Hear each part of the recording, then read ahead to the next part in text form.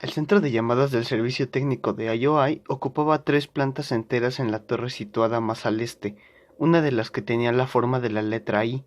En todas ellas había un laberinto de cubículos numerados.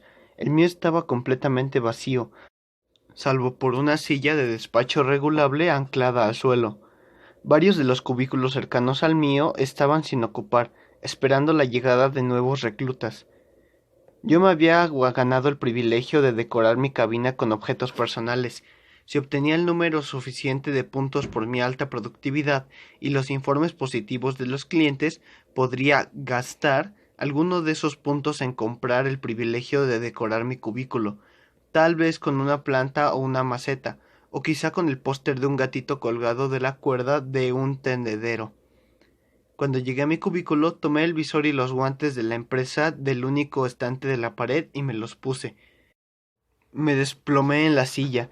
La computadora de trabajo estaba empotrada en la base circular de la silla y se activaba automáticamente cuando me sentaba. Tras la verificación de mi número de empleado, accedí de inmediato a mi cuenta de trabajador de Internet de IOI. No me estaba permitida ninguna otra conexión de entrada al Oasis. Lo único que podía hacer allí era leer emails relacionados con el trabajo, revisar la documentación de apoyo y los manuales de procedimiento, así como las estadísticas sobre la duración de las llamadas. Nada más.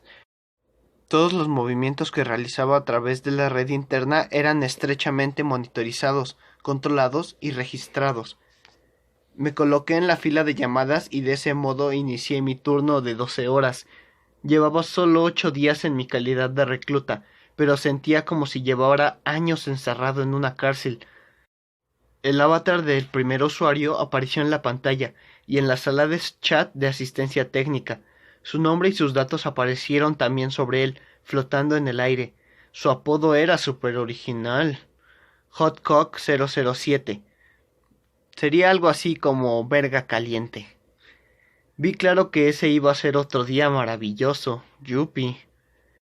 Hotcock 007 era un bárbaro corpulento y calvo con armadura de cuero negro y un montón de tatuajes de demonios en los brazos y en la cara. Empuñaba una gigantesca espada que casi duplicaba el tamaño de cuerpo de su avatar. Buenos días, señor Hotcock 007, recité. Gracias por llamar a asistencia técnica. Soy el representante técnico número 338645. ¿En qué puedo ayudarle? El software de cortesía empresarial filtraba mi voz, alterando el tono y las inflexiones para asegurarse de que siempre sonara alegre y optimista. Sí, dijo Hotcock 007 para empezar. Acabo de comprarme esta mierda de espada y ahora no puedo ni usarla. No puedo atacar nada con ella. ¿Qué carajos le pasa a esta puta mierda? ¿Está rota? Señor, el único problema es que usted es un jodido inútil, un imbécil integral, respondí. Oí un zumbido que ya me resultaba familiar y en mi visualizador apareció el mensaje: violación de cortesía, palabras prohibidas, imbécil, inútil, jodido. El software corporativo patentado por IOI había detectado la naturaleza inapropiada de mi respuesta y la había silenciado, por lo que el cliente no la escuchó. El programa también archivó mi violación de cortesía y lo remitió a Trevor, el supervisor de mi sección, para que éste pudiera abordar la cuestión durante la siguiente sesión de control, que se celebraría en breve, pues tenía lugar 2 veces por semana. Señor, ¿ha adquirido su espada en una subasta online? Sí, me respondió Hotcock 007, y me ha costado un huevo. Manténgase a la espera durante un instante mientras examino el artículo. Yo sabía cuál era su problema, pero quería asegurarme antes de decírselo y evitar de ese modo exponerme a una multa. Con el dedo índice pulsé la espada para seleccionarla. Al momento se abrió una pequeña ventana con el listado de sus propiedades. La respuesta se encontraba allí mismo, en la primera línea. Aquella espada en concreto solo podía usarla un avatar que hubiera alcanzado, como mínimo, el 10º nivel, y el señor Hotcock 007 apenas había alcanzado el 7º. Se lo expliqué en pocas palabras. ¿Qué? Eso no es justo. El tipo que me la vendió no me dijo nada de eso. Señor, siempre es recomendable asegurarse de que su avatar va a poder usar un artículo antes de adquirirlo. Maldita sea, exclamó. ¿Y ahora qué hago yo con ella? Podría metérsela por el culo y hacer ver que usted es un maldito idiota. Violación de cortesía. Respuesta silenciada. Violación archivada. Volví a intentarlo. Señor, tal vez podría guardar el artículo en su inventario hasta que su avatar haya alcanzado el 10º nivel. También podría volver a sacar el objeto a subasta y usar lo que obtenga para comprar otra similar, otra cuyo nivel corresponda al de su avatar. ¿Eh? Respondió Hotcock 007. ¿Cómo dice? Que puede quedársela o venderla. Ah, ¿puedo ayudarlo con algo más? No, creo que no. Perfecto. Gracias por llamar a asistencia técnica. Pase un buen día. Pulsé el icono de desconectar en mi visualizador y Hotcock 007 se disolvió en la nada. Tiempo de llamada 2 minutos 7. Cuando ya aparecía el avatar de la siguiente clienta, una mujer alienígena de piel roja y pechos grandes llamada Bartax, con triple X. La puntuación que medía el grado de satisfacción del cliente que acababa de otorgarme Hotcock apareció en mi visualizador. Era un 6/10. Entonces, el sistema me recordó amablemente que debía de mantener la medida por encima del 8.5 si quería conseguir un aumento de sueldo en la siguiente revisión. Dar asistencia técnica allí no tenía nada que ver con trabajar desde casa, donde podía ver películas, participar en juegos o escuchar música mientras respondía a una ininterminable sucesión de llamadas soporíferas. En cambio, en IOI, la única distracción consistía en mirar el reloj, o la información bursátil de la empresa, que figuraba siempre en lo alto del visualizador de todos los reclutas. No había manera de liberarse de él. Durante cada turno disponía de 3 pausas de 5 minutos para ir al baño. La del almuerzo era de media hora.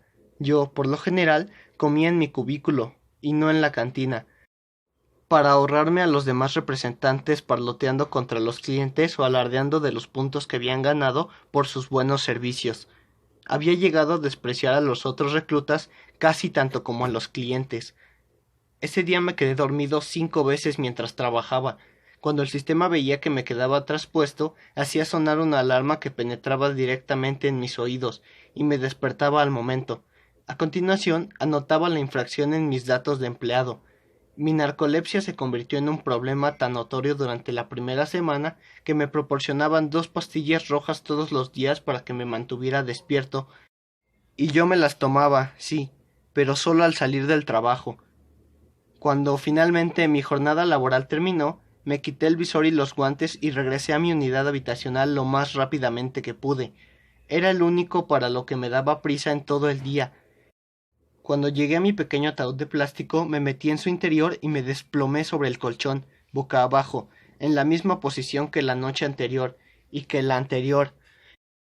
Permanecí inmóvil unos minutos, mirando de reojo la hora que marcaba el reloj de la consola de entrenamiento. Cuando señaló las 7:07 de la tarde, me di media vuelta y me senté. Luces, pronuncié en voz baja. Esa había llegado a ser mi palabra favorita de la última semana, además del sinónimo de libertad. Los focos empotrados en el caparazón de mi unidad habitacional se apagaron, sumiendo el pequeño compartimiento en la oscuridad. Si alguien hubiera estado revisando mis grabaciones en directo, habría distinguido un breve destello que indicaba que las cámaras pasaban al modo de visión nocturna. Entonces habría vuelto a resultar claramente visible en los monitores. Pero, gracias a un sabotaje que había cometido a principios de la semana, las cámaras de seguridad de mi cabina, así como el audífono, habían dejado de realizar las tareas que tenían asignadas, de modo que, por primera vez en ese día, nadie podía espiarme. Es decir, que a partir de ese momento empezaba lo bueno. Pulsé la pantalla de la consola de entrenamiento. Se conectó y me ofreció las mismas opciones en la primera noche que había pasado allí. Un puñado de documentales formativos y simulaciones, además de la serie completa de Tommy Cube. Cualquiera que controlara el uso que daba mi consola de entrenamiento vería que me la pasaba las noches viendo aquella comedia hasta que me quedaba dormido, y que, tras terminar el capítulo 16, el último, empezaba a verlas desde el principio una vez más. Los datos de las grabaciones también mostrarían que me dormía todos los días a la misma hora, aproximadamente, aunque no exactamente, y que no me despertaba hasta que sonaba la alarma a la mañana siguiente. Pero en realidad, claro, yo no había estado viendo aquella comedia de mierda por las noches, ni me había pasado las noches durmiendo. De hecho, durante la última semana había estado restringido a mis 2 horas diarias de sueño, lo que empezaba a pasarme factura. Sin embargo, a partir del momento en que las luces de mi unidad habitacional se apagaban, sentía que la energía se apoderaba de mí y me desvelaba por completo. Mi cansancio parecía esfumarse cuando empezaba a navegar por los menús de la consola de entrenamiento que me había aprendido de memoria, cuando mis dedos volaban rápidamente sobre la pantalla táctil. Hacía 7 meses, más o menos, había obtenido una serie de contraseñas de la Internet de IOI a través de la L33T, Hacksaw Warehouse, el mismo sitio ilegal de subastas de datos donde había conseguido la información necesaria para crearme una nueva identidad. Yo estaba siempre pendiente de lo que ofrecían aquellas páginas de datos del mercado negro, porque nunca se sabía lo que podían subastar. Información sobre fallos en la seguridad del servidor del Oasis, trampas para sacar dineros de los cajeros automáticos, videos de contenido sexual robados a famosos, lo que fuera. Llevaba ya un tiempo revisando los listados de las subastas de Waserus, cuando una, concretamente, me llamó la atención. Contraseñas de la Internet de IOI, puertas traseras y fallos de seguridad del sistema.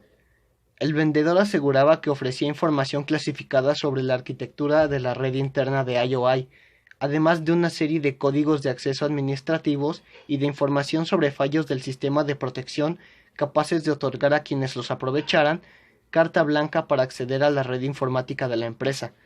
De no haber aparecido en una página tan seria y prestigiosa, yo habría dado por sentado de que se trataba de un producto falso.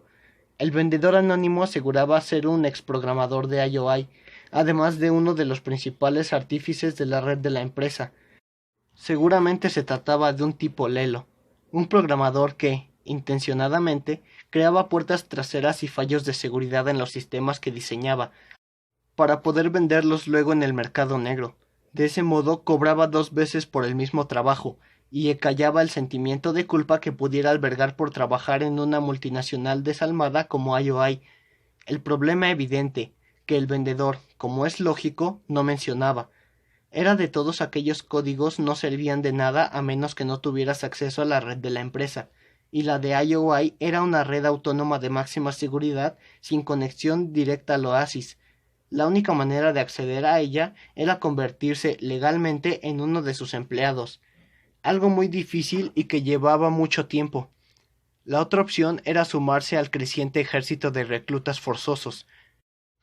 En su momento, había decidido pujar de todos modos por aquellos códigos de acceso, pensando en el hipotético caso de que pudieran serme de utilidad algún día.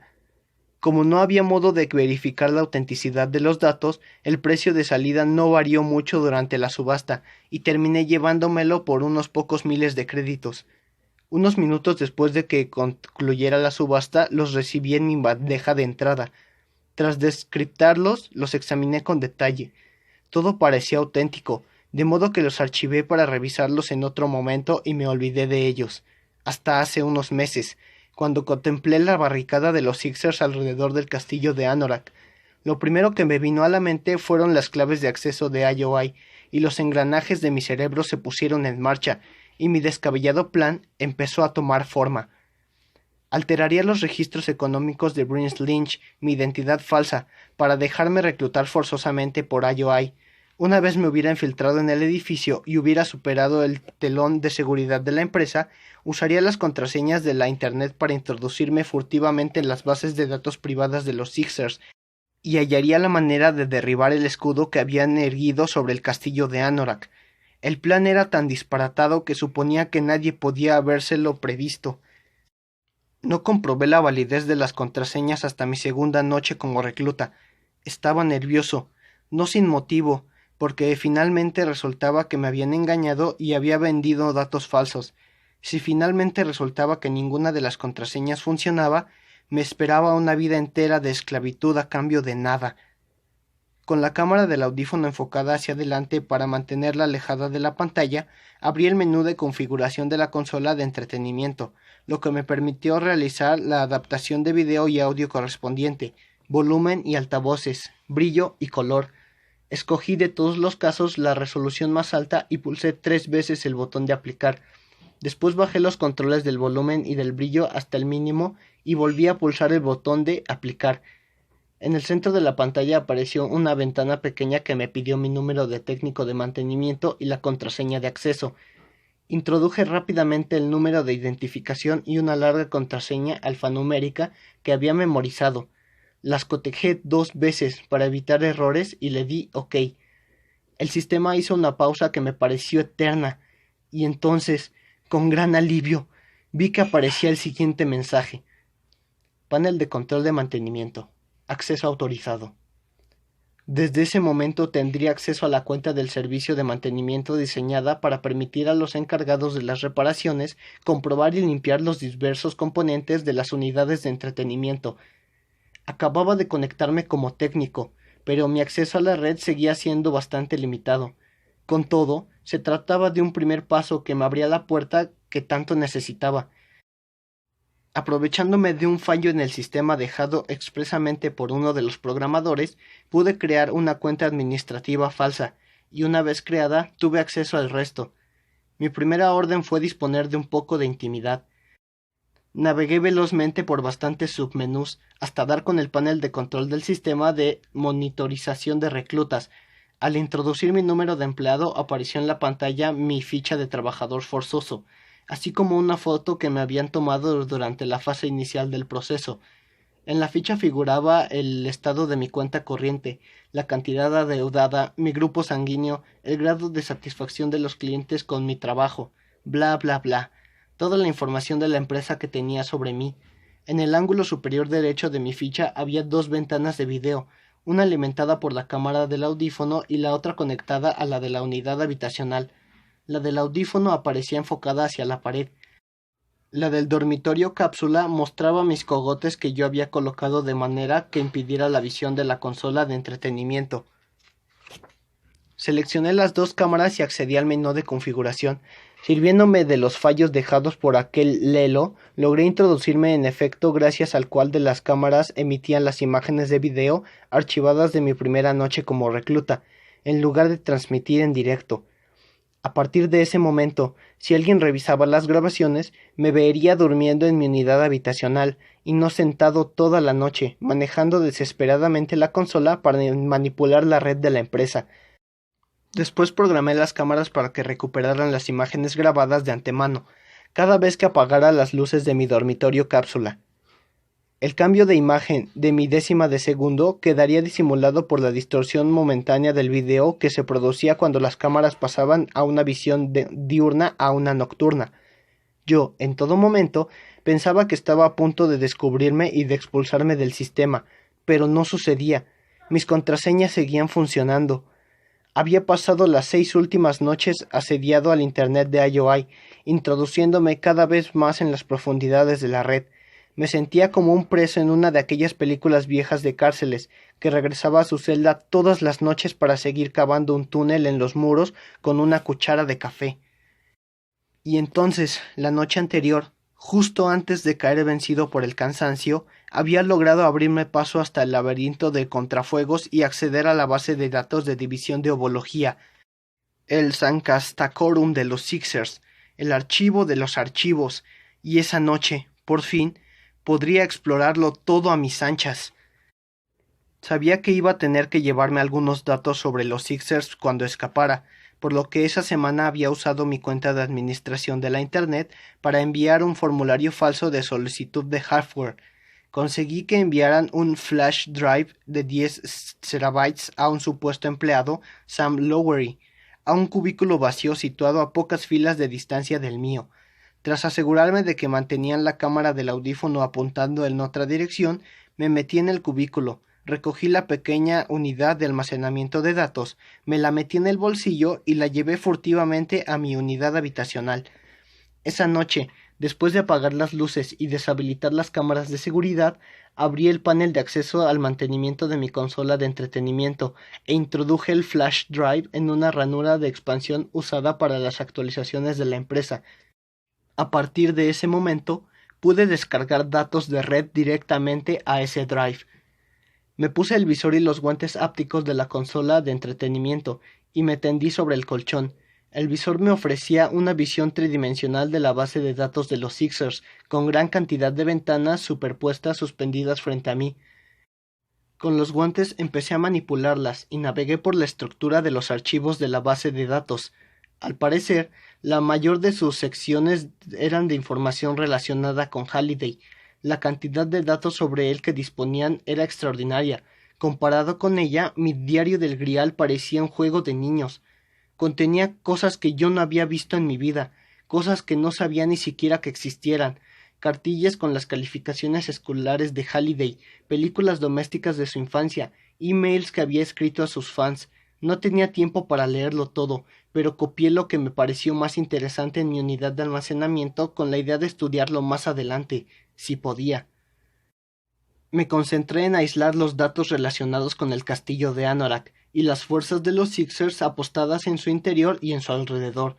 Copié toda la información reservada sobre sus artículos, vehículos, casas y efectivos. También anoté todos los datos que encontré sobre el orbe de Ozbox, el artefacto que usaban para generar el escudo alrededor del castillo, incluido el lugar exacto donde lo conservaban y el número de empleado de hechicero Sixer que lo manejaba. Poco después me topé con el Premio Gordo, un archivo que contenía centenares de horas de grabaciones de la simulación en las que se documentaba el descubrimiento inicial de la tercera puerta por parte de los Sixers, así como sus intentos de franquearla. Como todo el mundo sospechaba ya, la tercera puerta se hallaba situada en el interior del castillo de Anorak. Solo los avatares en posesión de una copia de la llave de cristal podrían cruzar el umbral de la puerta principal del castillo. Para mi horror, constaté que, en efecto, el de Sorrento había sido el primer avatar en plantar pie en el castillo de Anorak desde la muerte de Halliday. La entrada del castillo conducía a un inmenso vestíbulo cuyas paredes, suelo y techo estaban revestidos de oro. En el extremo septentrional de aquella cámara, encajada en la pared, se alzaba una gran puerta de cristal, en cuyo centro se adivinaba una pequeña cerradura. Apenas la miré, supe que me encontraba frente a la tercera puerta. Aceleré algunas de las grabaciones recientes. Por lo que veía, los Sixers no habían encontrado aún la manera de abrir la puerta. Introducir sin más la llave en la cerradura parecía no ser efectivo. Había puesto a su equipo a averiguar la razón, pero todavía no habían logrado ningún avance. Mientras los datos y las grabaciones de video se copiaban en mi unidad de almacenamiento, yo seguía induciéndome en la base de datos de los Sixers. Finalmente, descubrí una zona restringida llamada Cámara Estrella. Era la única a la que parecía no tener acceso, de modo que usé mi número de identificación como administrativo para crear una nueva cuenta de pruebas, y después otorgué a dicha cuenta un acceso de superusuario y privilegios plenos de administrador. Mi plan funcionó. Autorizaron mi acceso. La información que contenía aquella zona restringida estaba dividida en dos carpetas: estatus de misión y evaluación de amenazas. Abrí la segunda, y al ver lo que contenía, estuve a punto de desmayarme. Incluía 5 subcarpetas etiquetadas con los nombres Parzival, Artemis, H, Shoto y Daito. El de este tenía una gran cruz roja marcada encima. Abrí primero la carpeta de Parzival.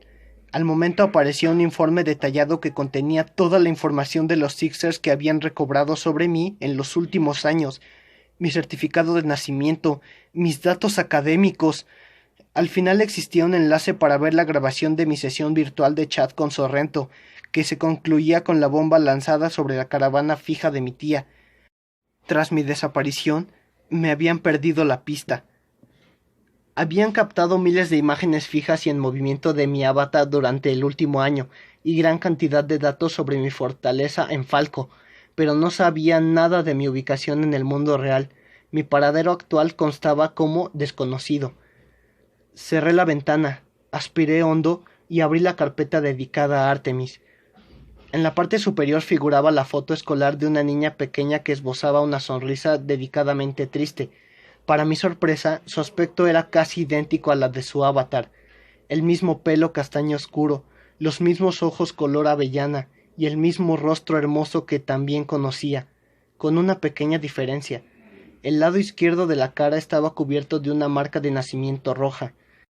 Más tarde sabría que también las llamaban manchas de vino de Oporto. En la foto llevaba un mechón de pelo caído sobre el ojo izquierdo, para disimularla. Artemis me había llevado a creer que, en la vida real, era una persona muy desagradable.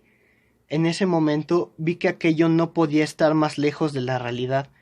A mis ojos, su marca de nacimiento no le restaba nada a su belleza. Si acaso, el rostro que contemplaba en aquella fotografía me parecía más bonito que el de su avatar, porque sabía que era el de verdad. Los datos que acompañaban la imagen decían su verdadero nombre. Era Samantha Evelyn Cook, que era una ciudadana canadiense de 22 años, que medía 1,70 m y pesaba 77 kilos. El archivo también contenía información sobre un domicilio, Granderland Lines 2206, Vancouver, Columbia Británica, además de sobre muchos otros aspectos, entre ellos su grupo sanguíneo y sus calificaciones académicas hasta el bachillerato. Encontré un enlace a un video sin etiquetar en la parte inferior de su carpeta, y al seleccionarlo en mi visualizador apareció una transmisión en directo de una casa pequeña de un barrio residencial. Tardé unos segundos en caer en la cuenta de que allí era donde vivía Artemis. Al seguir leyendo, descubrí que llevaba 5 meses sometida a vigilancia, y tenía las líneas vigiladas, porque encontré centenares de horas de grabaciones de audios tomadas mientras ella estaba conectada en el oasis. Disponían de las transcripciones de texto completas, de todas las palabras audibles que había pronunciado mientras franqueaba las 2 primeras puertas. A continuación, abrí el archivo de Shoto. Conocía su verdadero nombre, Akihide Karatsu, y también parecía saber dónde vivían. En un edificio de apartamentos situados en Osaka, Japón. Había también una foto escolar que mostraba a un muchacho serio y delgado de cabeza rasurada. Como el caso de Daito, no se parecía en nada a su avatar. DH, en cambio, parecían saber menos. Su carpeta contenía poca información y ninguna foto, solo en la imagen fija tomada de su avatar.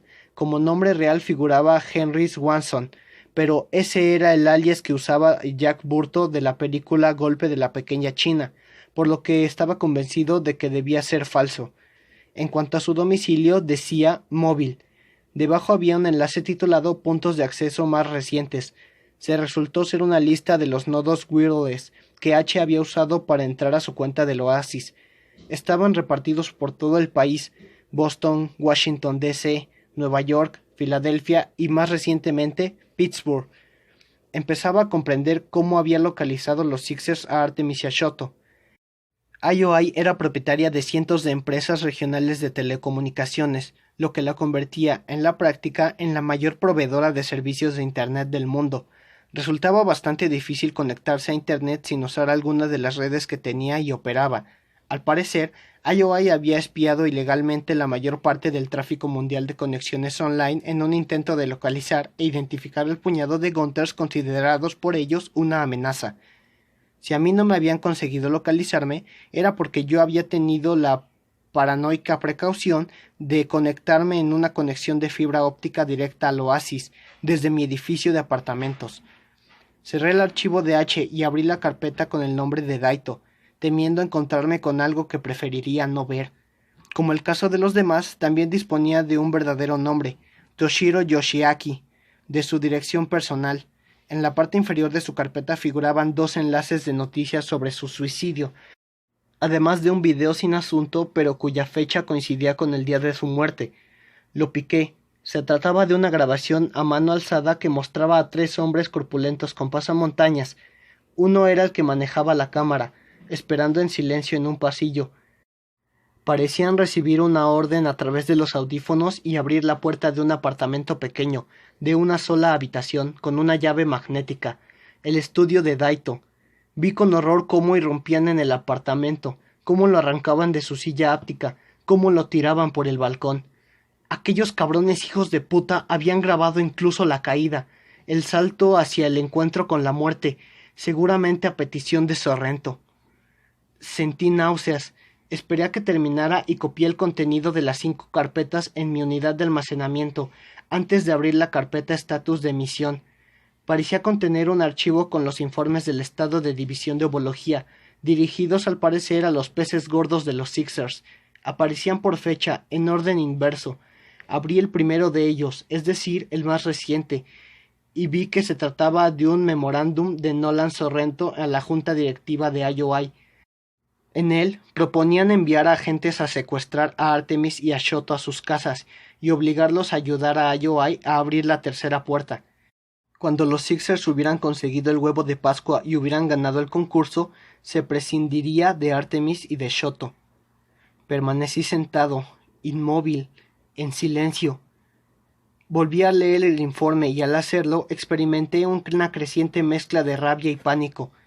Según la fecha que figuraba en el sello, Sorrento había enviado al memorándum poco después de las 8, hacía menos de 5 horas, de modo que lo más probable era que sus superiores todavía no lo hubieran visto. Cuando lo hicieran, querrían reunirse para abordar un plan de acción sugerido por Sorrento, de modo que, seguramente, no enviarían a sus agentes a llevarse por la fuerza a Artemis y a Sorrento hasta el día siguiente. Todavía tenía tiempo para advertírselo, pero para hacerlo debía modificar drásticamente mi plan de huida. Antes de que me detuvieran, yo había preparado una transferencia de fondos diferida a mi cuenta, que cubría el importe total de mi deuda con IOI y que obligaría a la empresa a liberarme de mi reclutamiento forzoso. Pero esa transferencia tardaría 5 días en hacerse efectiva, y para entonces los Sixers ya tendrían a Artemis y a Shoto encerrados en algún cartucho sin ventanas. No podía pasarme el resto de la semana explorando la base de datos de los Sixers tal como había planificado. Debía recaudar toda la información posible y escapar cuanto antes. Me di de tiempo hasta el amanecer. El centro de llamadas del servicio técnico de IOI ocupaba 3 plantas enteras en la torre situada más al este, una de las que tenía la forma de la letra I.